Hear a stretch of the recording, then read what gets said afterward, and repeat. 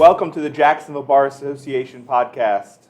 My name is Craig Shoup. I'm the Executive Director here at the Jacksonville Bar Association, and we're excited to have a very special guest today.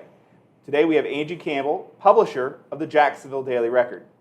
The Daily Record has been the official newspaper of the Jacksonville Bar since November 21st of 1926, the Duval County Court by order of the Circuit Court since July 7th, 1961, and the U.S. Bankruptcy Court for the Middle District of Florida since January 4th, 1947.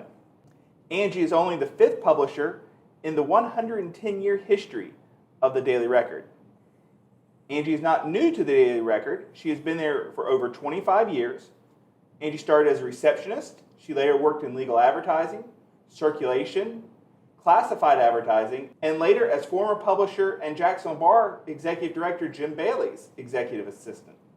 Finally, she was promoted to business manager in 2004, and in January of 2022, she was named publisher. Before we get into our conversation with Angie, I want to say a special thank you to our Jacksonville Bar Association sponsors.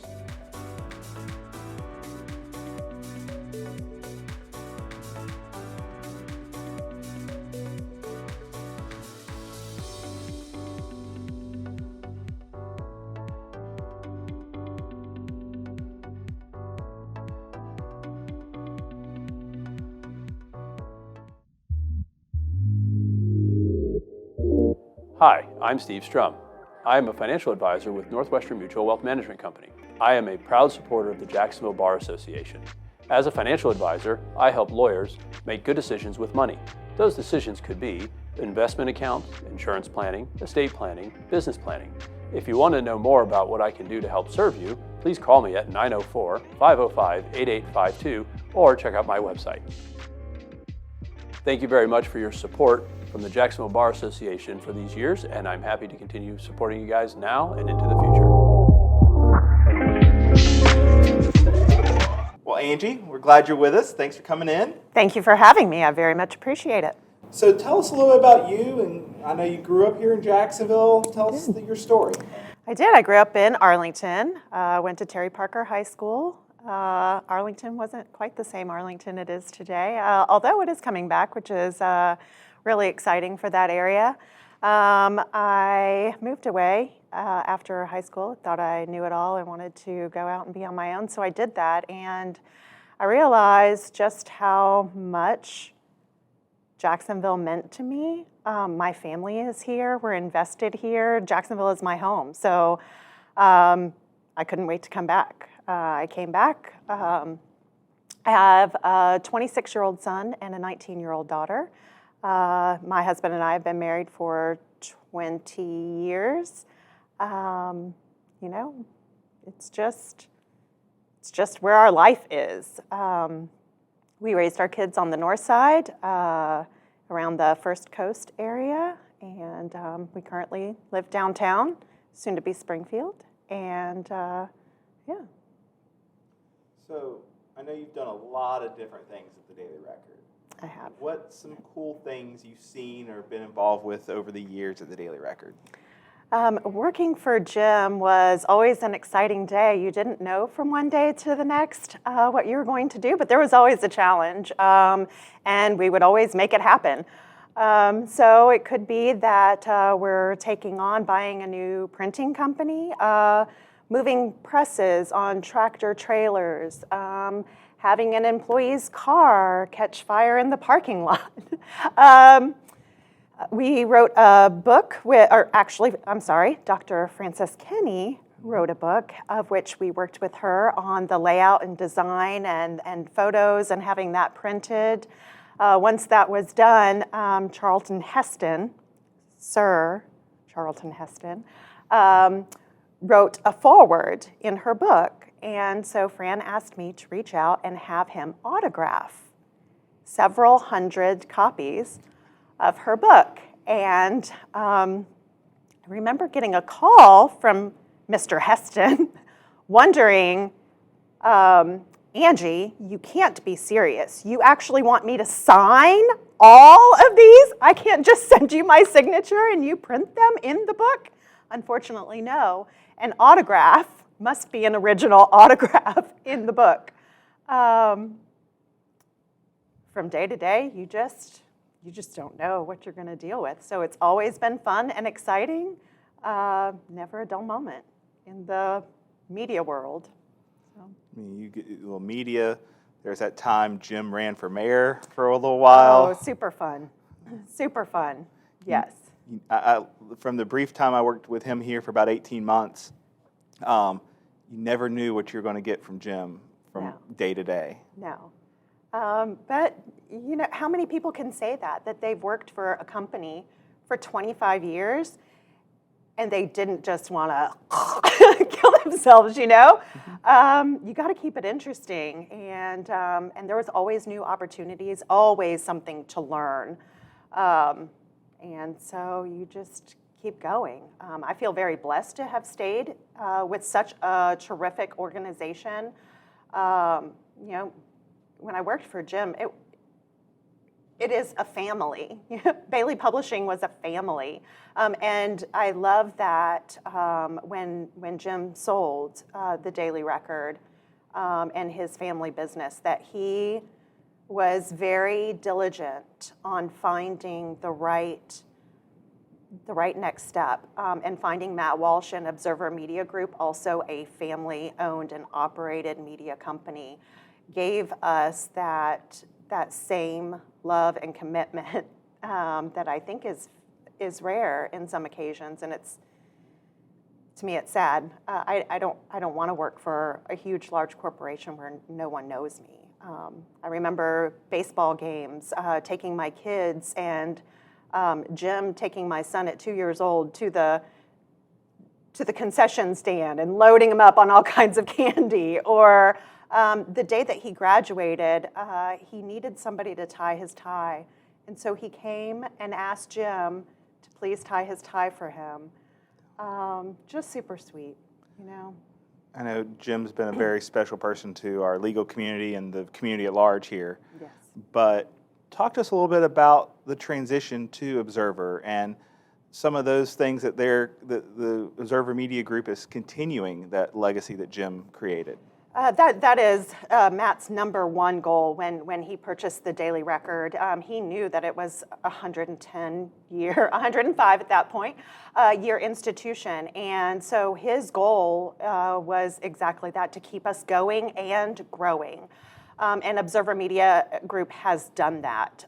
We have a large network across the state of Florida now, so it's great to not only be here in Northeast Florida, but to have the other publications and publishers across the state to find out ideas or what's working in their markets. To just have that network back and forth, it has brought us a lot of strength.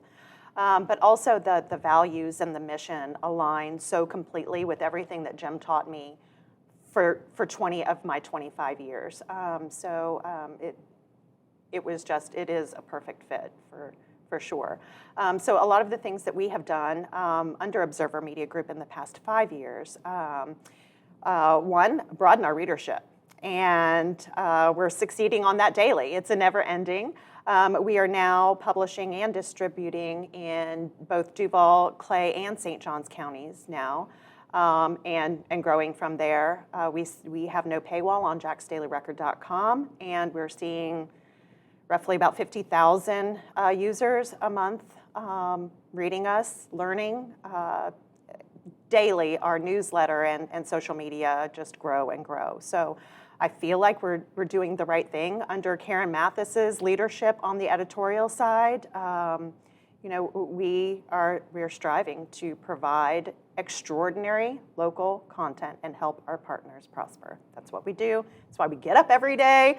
That's our mission, and we live it out. So, Well, I know for a number of years the Daily Record was Monday to Friday print. You find it all over town. But in January of 2022, there was a change. Why don't you talk to us a little bit about that? Yes. House Bill 35 passed the legislature. It went into effect January of 2022, as you said. And that allowed several things. One, it allowed for newspapers who qualify to publish legal notice. You no longer had to be a paid publication. You could be a free publication, but you did have to meet audience requirements and standards. You must reach at least 10% of households within the county. You have to have a certain number of outlets, publicly accessible outlets, to have your newspaper distributed, and several other things. It also allowed government agencies to publish online only. It allows for a notice or a publication to be weekly instead of daily, and still provide service to the county. So under Observer Media Group, all of the publications that Matt has owned have been weekly. We were the first daily, and that was a lot for him. It seems like second nature to us because that's all we had ever known, but I'll tell you, after the transition, it's a different workflow.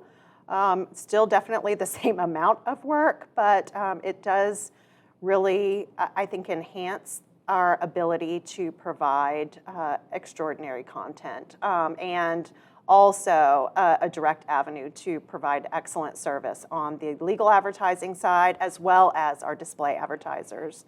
So one of the things that we've done for a number of years is the partnership between the Jacksonville Bar and the Daily Record. It is, we talked about, 1927? 1926. 1926. So we've been doing it for so long, and one of the things that people probably see the most is the Bar Bulletin. Talk to us a little bit about that relationship that the bar has with the Daily Record and the publication of the Bar Bulletin within the Daily Record. So the Bar Bulletin is the local version of the Florida Bar Journal. It is available to members of the Jacksonville Bar to be out, be seen, be known. The Daily Record deeply, deeply values our relationship with the legal community. It's what we were founded on. And what we exist for, not only for legal notice publication, but also to support law firms and their businesses, and to educate them on public policy or business news for their particular industry, to keep them in the know, so that they're able to do the best job possible and, get ahead of the competition. Isn't that what we all strive to do? So Absolutely. Everybody's got competition somewhere. Everybody has competition. I know I've written for the Daily Record, for the Bar Bulletin. Our members, if you are a member and you want to be published, just reach out to me. We're happy to have you as part of that publication. There's some few word requirements and things, but just give me a call here at the office or send me an email, and we're happy to get you connected into that part of your membership as well. So Angie, one of the fun questions we have in this thing, what are some of your favorite restaurants to go to with your family for dinner? Oh, I love Olay on Atlantic Boulevard. I don't know, when my kids were small, it's just such a fun atmosphere. The owners, their children went to school with our son when they were, so local, family owned, just a fun place to unwind, and who knows, sometimes there's karaoke or crazy singing, just a fun time. Other than that, now living downtown, I love, who doesn't, Crispies and Strings and Southern Grill. Southern Grill. Yeah. Those are all great. It's terrific. Those are all fantastic spots. I was a part of a group that would eat regularly at Southern Grill pre-pandemic. We'd go there for lunch a couple times a week at one point. But that was another day, and hopefully I'll come back soon. Well, it's great when you pull in and there are police cars lining the street, not because there's anything going on there. They just know where to find the good grub. So Absolutely. So Angie, if somebody wanted to reach out to you about either they have a question about the Daily Record, or maybe how to advertise, or maybe looking at some advertising options to who they can target through the Daily Record to help their business, their law firm, what's the best way to get a hold of you? My direct phone number, 904-356-2467, or you can email me, Campbell, CAMPBELL, @jaxdailyrecord.com. Well, thanks, Angie, for coming on today. Thank you. We're excited that you were here. We thank you, everyone, for joining us today, and we look forward to seeing you on our next episode.